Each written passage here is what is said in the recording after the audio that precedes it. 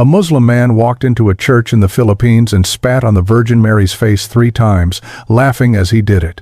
But less than 3 hours later, something happened to him in a locked police cell that doctors cannot explain, and that was captured on security cameras. So what really attacked Omar Rashid that night? Inside the Baclaran Church in Quezon City, the afternoon air hung thick and heavy on March 15, 2023. Father Roberto Santos stood in the small room behind the altar counting candles for tomorrow's novena mass when he heard the shouting. Not prayer voices or happy talking, but angry screaming that bounced off the stone walls like thunder. He dropped the box of candles and ran toward the main church. His sandals slapped against the cold floor as his heart pounded in his chest. The church held maybe 30 people at that quiet hour. Old women with rosaries in their wrinkled hands, young mothers lighting candles, 2 volunteers carrying fresh flowers toward the altar. Everyone had frozen like statues, staring at the man near the front. He wore jeans and a dark shirt, and his face looked twisted with rage. "Your Mary is nothing," he screamed in Tagalog, his voice echoing up to the high ceiling. "She is not holy. She is nothing compared to Allah." Father Roberto walked fast down the center aisle, his hands shaking. "My son, please. This is a house of prayer.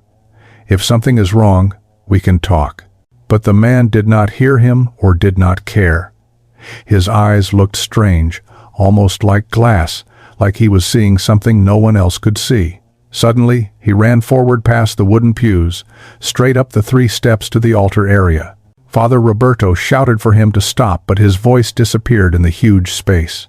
The man stood directly in front of the icon of Our Lady of Perpetual Help, the beautiful image painted in gold and deep blue that showed Mary holding baby Jesus, her eyes filled with that look of endless love that had comforted millions of Filipinos for generations. And then he spat. The thick saliva hit the glass covering with a wet sound. Once, twice, 3 times. The spit ran down the glass in slow streams, covering the Virgin Mary's painted face. "This is what I think of your false idol," the man screamed. The church exploded with gasps and crying. One old woman fell to her knees, sobbing so hard her whole body shook. Father Roberto felt like someone had punched him in the stomach. In his 11 years as a priest, he had never seen anything like this. 2 security guards burst through the side door and grabbed the man's arms. He did not fight them, he just laughed. A cold, empty laugh that seemed to fill every corner of the church. "You will see," he said as they dragged him toward the exit. "Nothing will happen because she is not real. She has no power." His name was Omar Rashid, and he was 29 years old. The police came fast, within 20 minutes. They took photos of the wet glass. They wrote down what the witnesses saw. They put handcuffs on Omar's wrists at exactly 4:47 inches the afternoon and drove him to the station. Father Roberto stood alone in front of the icon, carefully wiping away the spit with a clean white cloth, his own tears falling as he worked. "Forgive him, Mother Mary," he whispered. "Forgive him, for he does not know what he has done." At the police station, Omar sat calm in the holding cell, with 3 other men waiting for their cases to be processed. Too calm. He smiled and closed his eyes, feeling like he had won some kind of victory.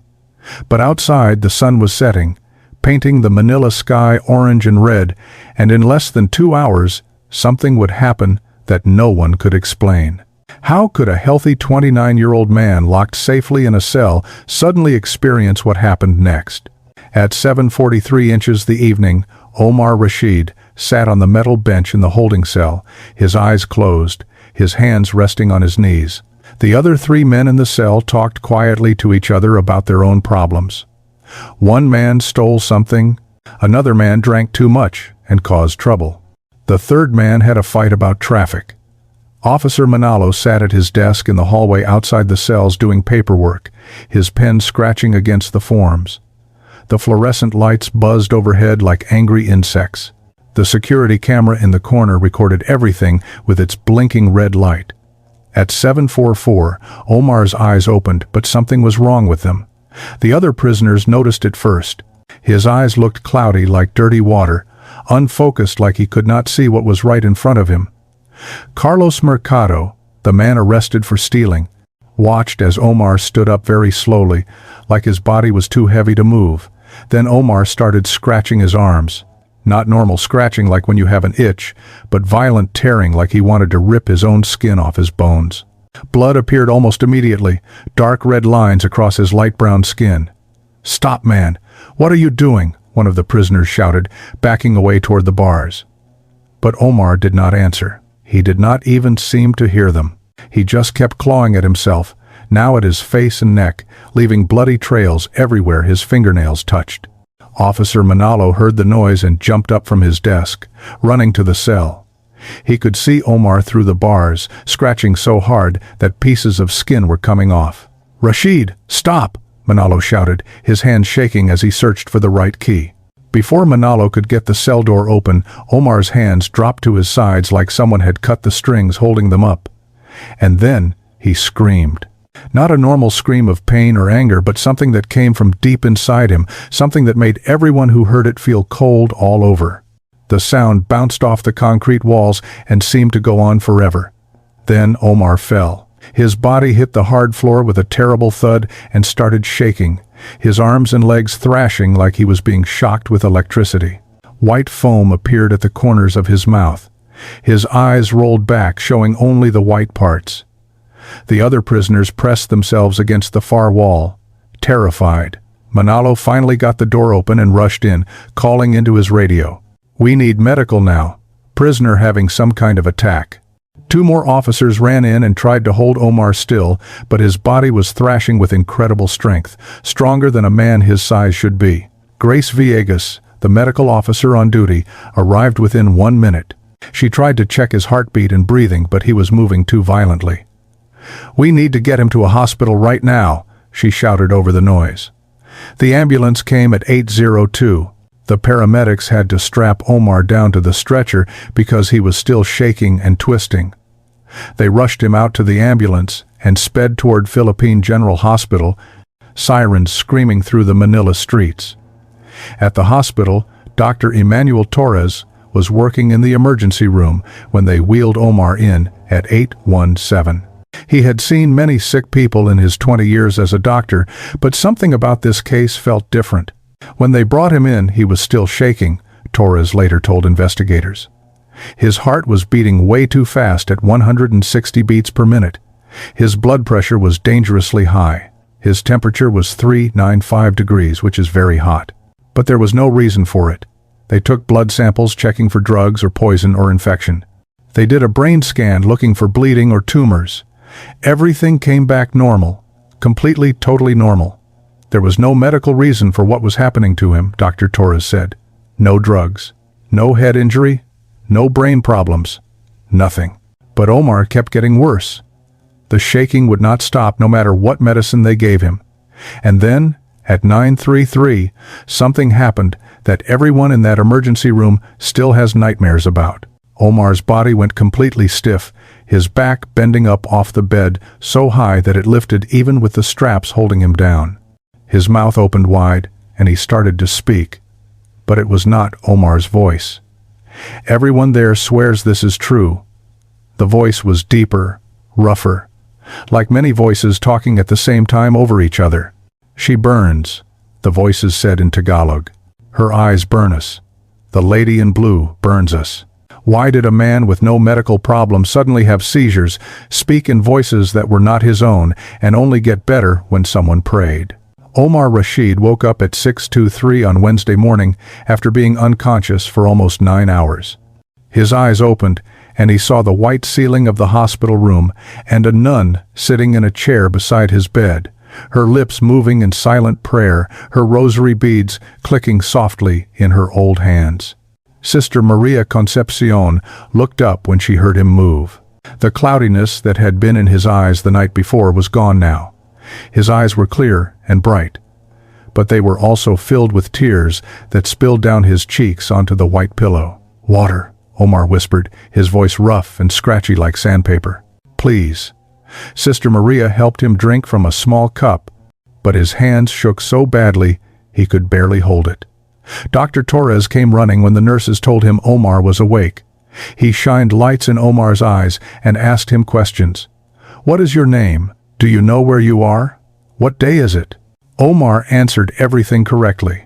His heartbeat was normal at 72. His blood pressure was normal. His temperature was normal. It was like the terrible attack from last night had never happened except for the bandages covering the scratches on his arms and face. "Mr. Rashid, do you remember what happened yesterday?" Dr. Torres asked carefully, watching Omar's face. Omar closed his eyes tight, and more tears came. "I remember the church," he whispered. "I remember what I did." His whole body started shaking again, but not like the seizures from before.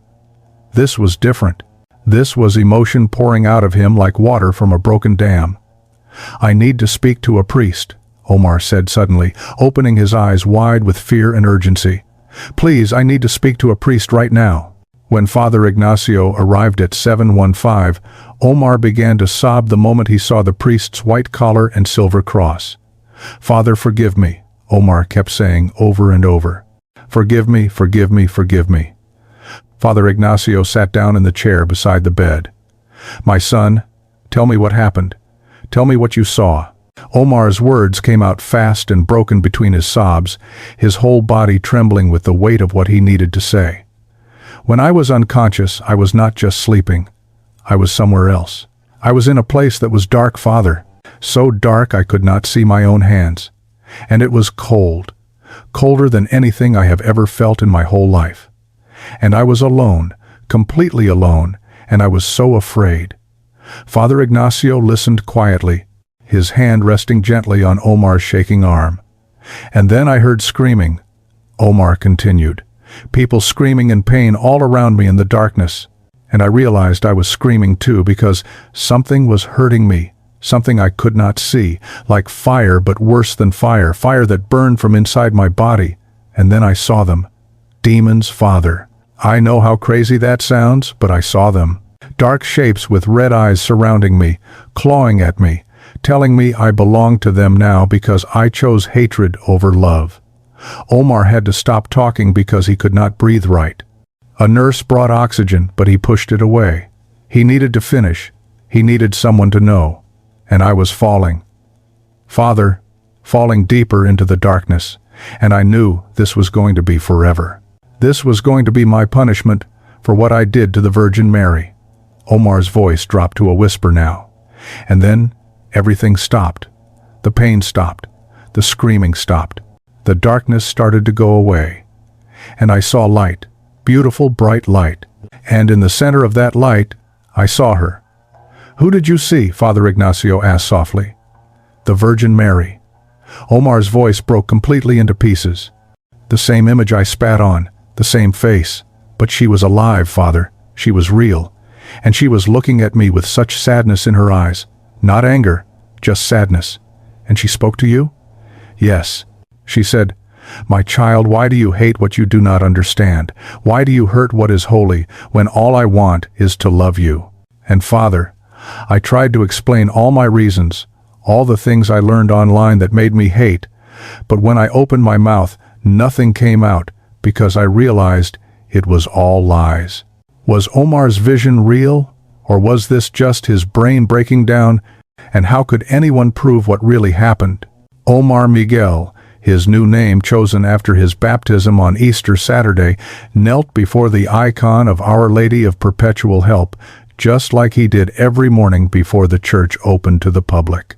The same icon he had spat on 2 months ago now received his prayers, his tears, his gratitude. Father Roberto watched from the side door as morning sunlight broke through the stained glass windows, painting the floor in colors of red and blue and gold. The church was quiet except for the sound of Omar's whispered prayers and the distant traffic outside on the Manila streets. Omar had been living in a small room in the parish house since his release from the hospital, working every day to make up for what he had done. He arrived at 5 inches the morning to help prepare for daily mass.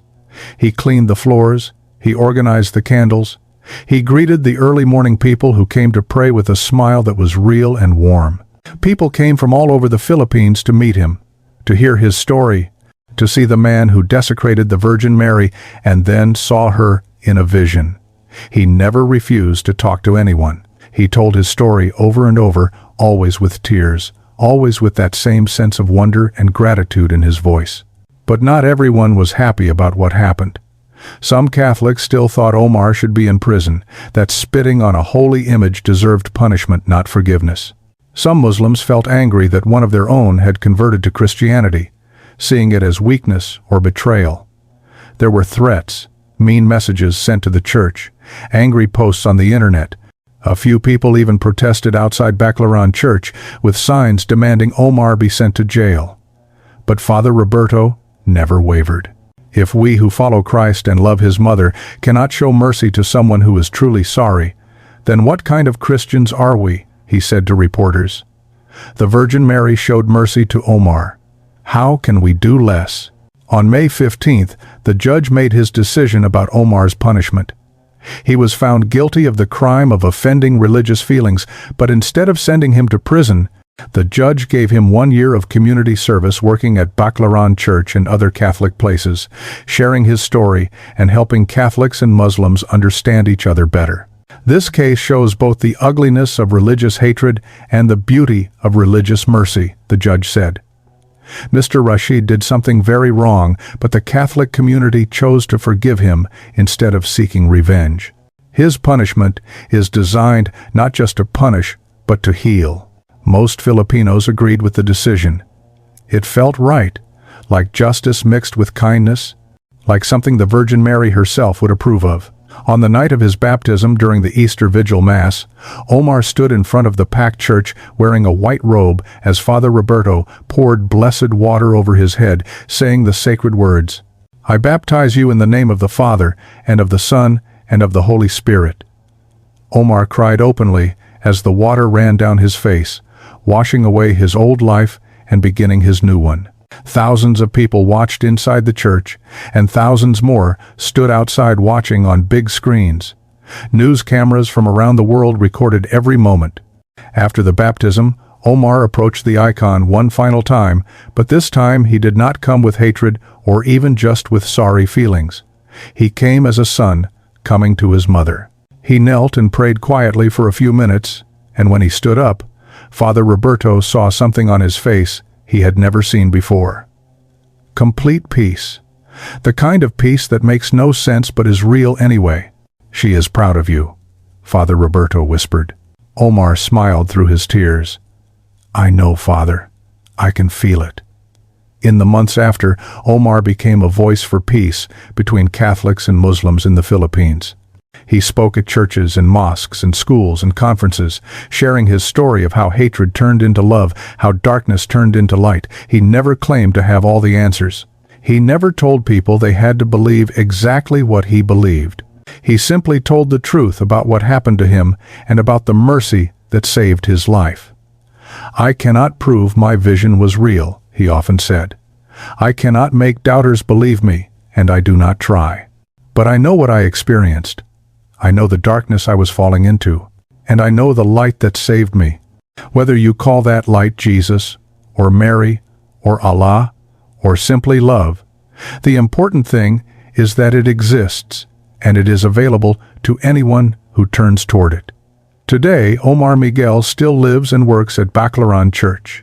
Every morning before the sun comes up, he kneels before the icon of Our Lady of Perpetual Help, the same icon he once attacked with hatred, now the source of his greatest comfort and joy.